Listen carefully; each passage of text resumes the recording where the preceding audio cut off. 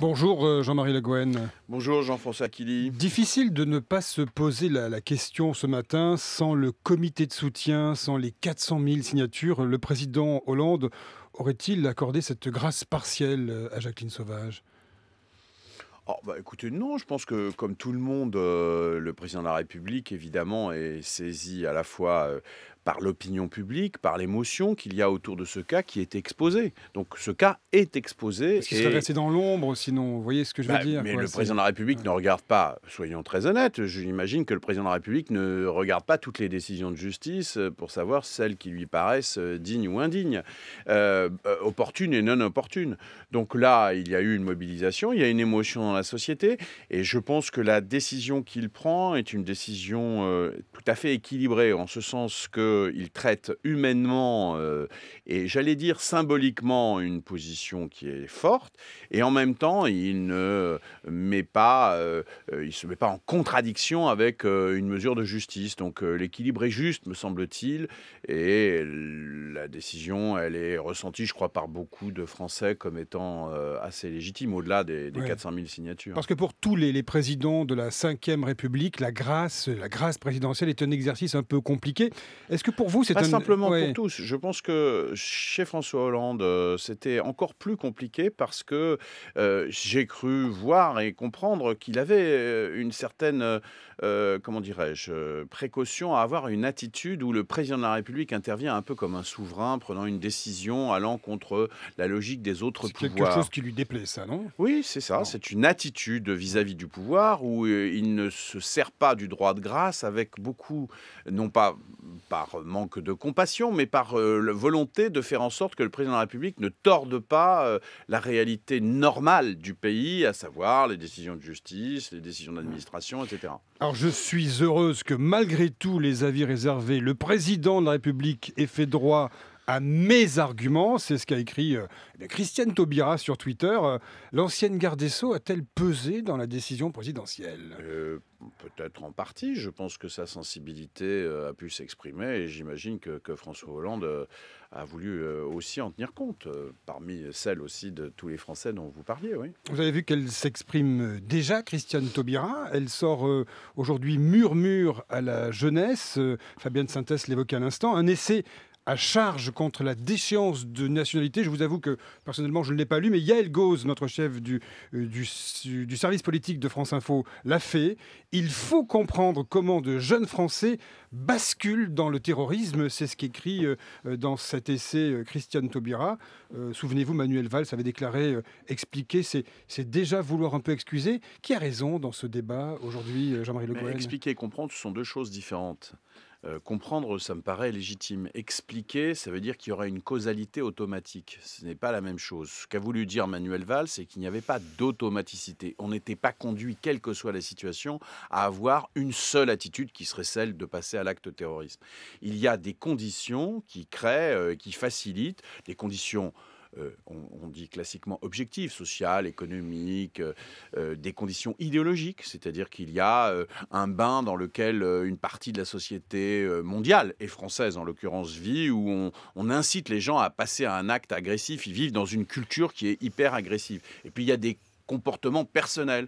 Vous-même, vous avez peut-être je vais appeler ça un trouble de la personnalité, je ne sais pas si c'est le mot juste, mais qui fait que vous êtes profondément nihiliste, profondément agressif, bien sûr, mais aussi suicidaire d'un certain point de vue, et vous passez à l'acte. Donc tout ça, on peut comprendre, mais ce n'est pas expliqué, et le Premier ministre dit, attention, il y a toujours aussi la liberté individuelle du choix qui est négatif. C'est très capillotracté, pardonnez-moi.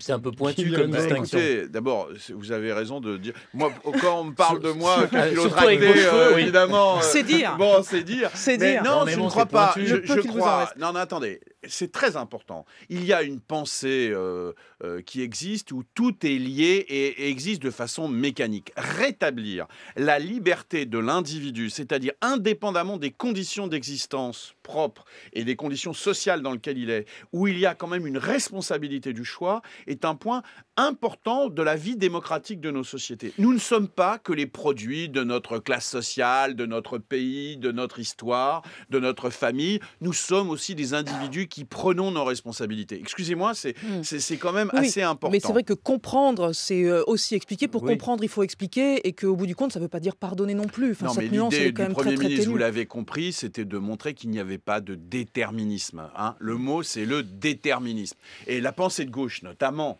pour dire les choses comme elles sont, elle a quand même vécu avec un déterminisme.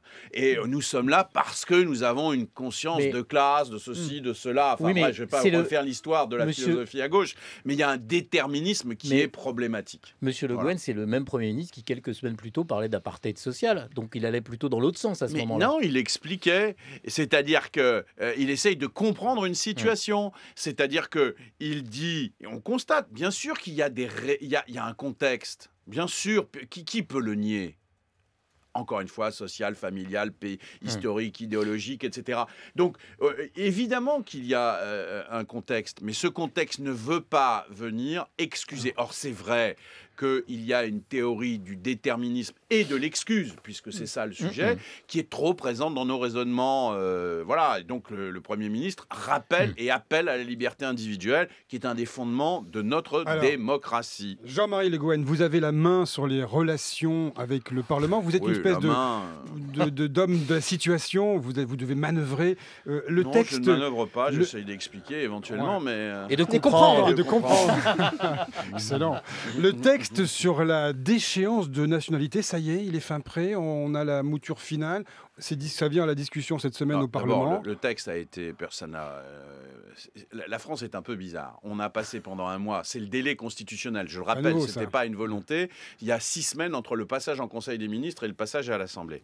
On a passé donc pratiquement ces 6 semaines à discutailler, notamment à gauche, et y compris au Parti socialiste. Surtout à gauche. En partie avec des choses qui peuvent être entendues. Bien.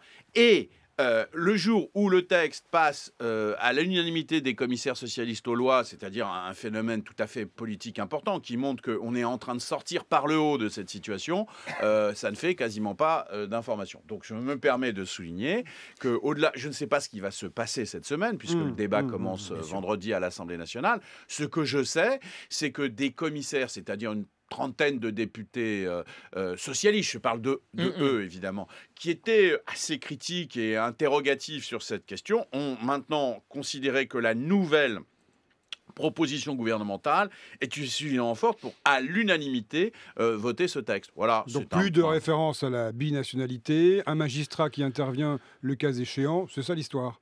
Oui, en gros, oui, c'est assez compliqué à expliquer, mais vous la résumez comme ça et je la prends comme telle. Alors, les frondeurs se sont réunis samedi, ça ne vous a pas échappé. Ça ne m'a pas étonné non plus. Ouais, et ça y est, ils veulent la primaire au Parti socialiste. Oui, mais écoutez, vous a fait, à chaque fois que je pourrais venir ici toutes les semaines, vous pourriez me poser une question similaire. On vous a invité un peu pour ça ce matin. Hein. Voilà. Oui, mais ils ne savent pas trop où ils habitent, quoi. Bon, donc... C'est pas les seuls, hein. C'est pas les seuls. Non, il y a. Comment ça, ils savent c'est pas les seuls. C'est pas les seuls. Je veux dire par là que non, mais quand il y a une occasion de critiquer le président de la République en général, on peut compter effectivement sur leur collaboration. Mais c'est dommage, je le regrette, et c'est en ça que je dis que je crois qu'ils ne savent pas trop où ils habitent. Mais je crois simplement. Parlons peut-être au fond des choses. Parlons effectivement de cette idée de primaire, parce que je crois. 2 tiers des Français, IFOP, JDD, qui veulent ça. Oui, mais je crois justement qu'il y a une vraie volonté dans la société française, mais singulièrement à gauche, de discuter. Pourquoi ? Parce que les choses ont complètement changé. Entre le contexte de 2012, et indépendamment d'ailleurs de ce que disaient les socialistes en 2012, et ce qui est aujourd'hui la réalité, la perception, les menaces, les solutions, le monde a quand même profondément changé. Regardez le contexte géopolitique, terrorisme, ce qui se passe au sud de la Méditerranée, l'avenir de l'Europe. En 2012, on se disait, le problème, c'est les 3% du budget. Vous savez, ce fameux débat. Bon, aujourd'hui, on s'aperçoit que l'avenir de l'Europe, il est quand même autrement bousculé par d'autres sujets. On parlait à peine de la numérisation, pour ne pas dire pas du tout, de la numérisation de l'économie en 2012. Aujourd'hui, on est devant un problème assez majeur, pas simplement des droits de l'homme vis-à-vis du numérique, mais de numérisation de l'économie. Tous ces sujets méritent que la gauche et que les Français, d'ailleurs, débattent, à condition que la gauche ne soit pas toujours tournée vers elle-même, se posant sans arrêt des problèmes, j'allais dire, d'identité, mais qu'elle parle aux Français. Voilà. Mais vous avez vu l'économiste Thomas Piketty, il y a une réunion au milieu de la Fiscaliste. semaine. Oui, Oui. il a l'air d'être un peu candidat sur les bords, lui, non Ah, écoutez, j'en sais rien. D'abord, c'est son droit. Hein, À la primaire, hein, c'est ça. À la c'est son primaire, droit. à la primaire, bien C'est sûr, son bien droit. sûr. Hein, Merci, Guy. Qu'est-ce que je vous dise, il s'organise, il pense politiquement. Mais il faudrait mieux qu'il... Moi, je suis en désaccord avec lui parce que je pense qu'il ne dit pas tout à fait ce qui est son programme. D'abord, c'est de transformer la société française par la fiscalité, ce qui me paraît une vision peut-être un petit peu étroite.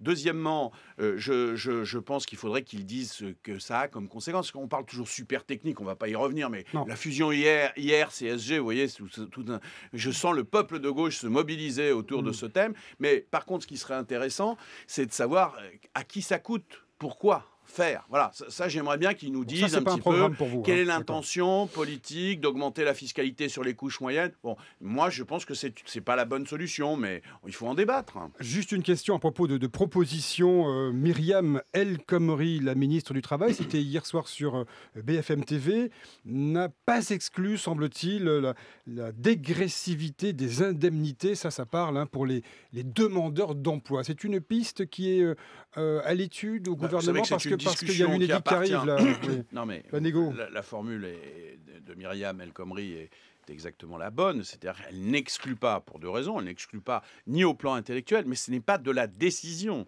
du gouvernement, puisque vous le savez, c'est une négociation entre patronat et syndicats qui il modifiera d'une façon peut-être plus grande efficacité, notamment vis-à-vis des chômeurs de longue durée, notre régime d'assurance chômage. Qu'il faut renflouer. Mais dans tout, écoutez, qui peut penser qu'il existe une puissance supérieure qui va venir à notre place combler à la fois les déficits de l'État, de la protection sociale et de l'assurance chômage? On a un devoir de bonne gestion. On le fait avec une sensibilité qui est effectivement une sensibilité de gauche, au sens où la justice, la solidarité est là, et à un rythme économique qui est compatible avec le bon fonctionnement de l'économie du pays. Mais bien évidemment, qui peut s'abstraire en pensant qu'il y aura les générations futures continuera à penser? Personne enfin, il y en a malheureusement qui pensent ça, mais je pense que c'est pas raisonnable. Jean-Marie Le Guen, on sent quand même que c'est un moment un peu charnière hein, dans ce quinquennat, cette fin de quinquennat de François Hollande. Je ne peux pas ne pas vous poser la question ce matin. Ça sent le remaniement quand même, ou la correction d'équipe là pour la dernière ligne droite. Tout le monde dit ça vient dans 10 jours. Chaque fois qu'on invite quelqu'un, c'est ah non, c'est la décision du président. Qu'est-ce que vous répondez là-dessus ce matin? Je réponds ce qu'on vous répond parce que c'est la décision, c'est la vérité. C'est la décision du président, du Premier ministre. Voilà.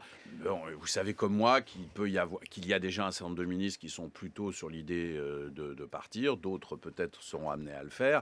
Donc il y aura des changements sans doute. Alors justement, dans les changements, il y avait un papier assez incroyable de David Revaud-Dallon dans Le Monde qui s'appelle « L'électron libre, Emmanuel Macron agace de plus en plus Matignon ». Et je lis cet échange. C'est Manuel Valls qui parle au Parlement à Emmanuel Macron et il dit « Tu vois Macron, c'est ce qui t'attend si tu continues. Ministre des Relations avec le Parlement. » C'est vous. Oui. Sympa. Bah, écoutez, je l'ai pris avec humour. Ce compte-rendu de David Revaud-Dallon, qui est, j'imagine, tout à fait sourcé. Donc, avec humour, bien sûr, mais c'est intéressant. Merci pour cette réponse.